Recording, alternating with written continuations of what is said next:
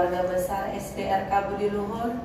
Selamat pagi kepada orang tua siswa kami dan juga anak-anak ibu yang ibu banggakan. Sebelum kita mendengarkan firman Tuhan, terlebih dahulu kita mengucap syukur, kita berdoa. Kita satukan hati kita, mari kita berdoa. Dalam nama Bapa dan Putra dan Roh Kudus. Amin. Allah Bapa yang Maha Kuasa, aku sungguh bersyukur atas penyertaan-Mu semalam sampai hari ini.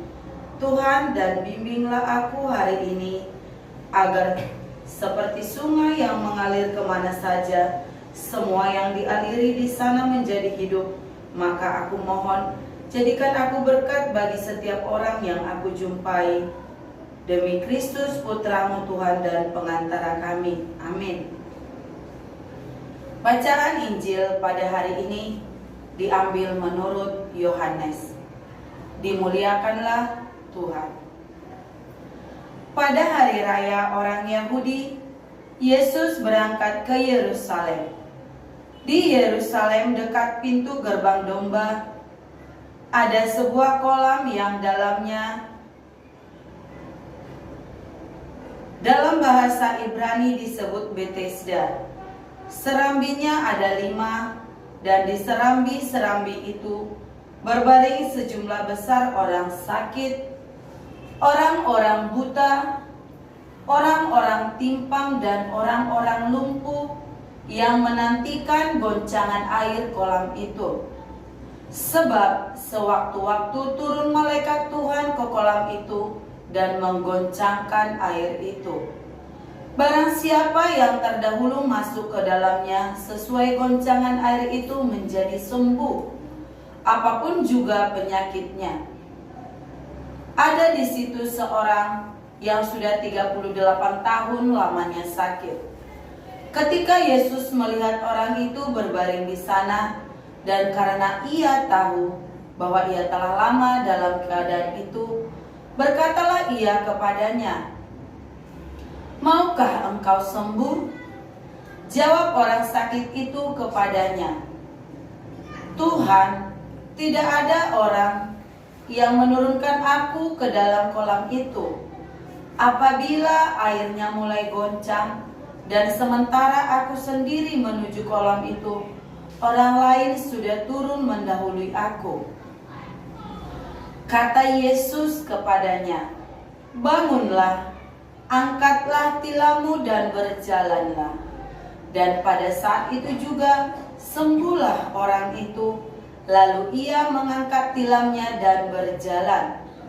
Tetapi hari itu hari Sabat. Karena itu orang-orang Yahudi berkata kepada orang yang baru sembuh itu, "Hari ini hari Sabat, dan tidak boleh engkau memikul tilammu." Akan tetapi ia menjawab kepada mereka, "Orang yang telah menyembuhkan aku, dia yang mengatakan kepadaku, 'Angkatlah tilammu dan berjalanlah.'"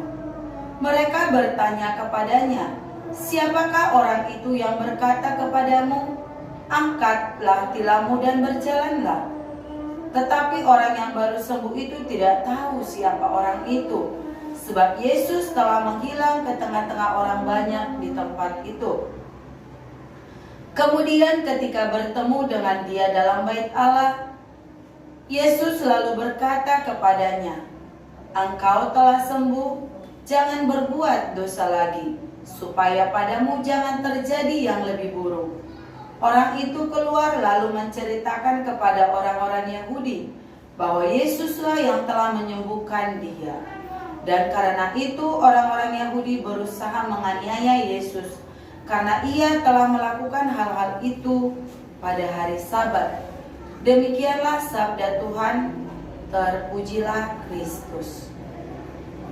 Renungan hari ini, kehadiran Yesus selalu membawa keselamatan bagi setiap orang yang percaya kepadanya. Dia selalu hadir saat kita mengalami kesusahan dan membutuhkan pertolongan. Entah itu kita mengenal dia atau tidak. Yang pasti dengan caranya sendiri, dia berusaha agar kita keluar dari kesusahan dan kesulitan yang besar. Sesudah kita dibebaskan dari kesusahan, Apapun yang menimpa kita, Dia hanya berpesan agar kita tidak berbuat dosa lagi, agar kita tidak terjadi sesuatu yang lebih buruk kepada kita. Sekarang mari kita renungkan dalam hati kita, apakah kita sudah sadar akan kasih Yesus yang sungguh indah ini?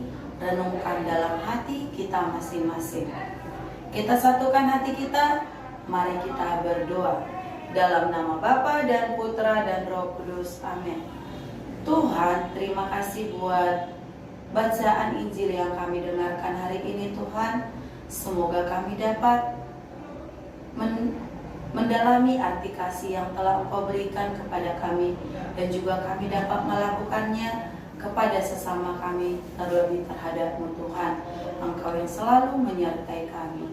Begitu juga Tuhan, orang tua kami, anak-anak didik kami, kiranya Tuhan yang selalu menyertai kami dalam segala perjalanan hidup kami. Ampunkan dosa dan pelanggaran yang kami perbuat ya Tuhan, terlebih terhadap-Mu, agar kami layak memuji dan memuliakan nama-Mu. Terpuji dan termulia Engkau Tuhan, kini dan sepanjang masa. Amin. Dalam nama Bapa dan Putra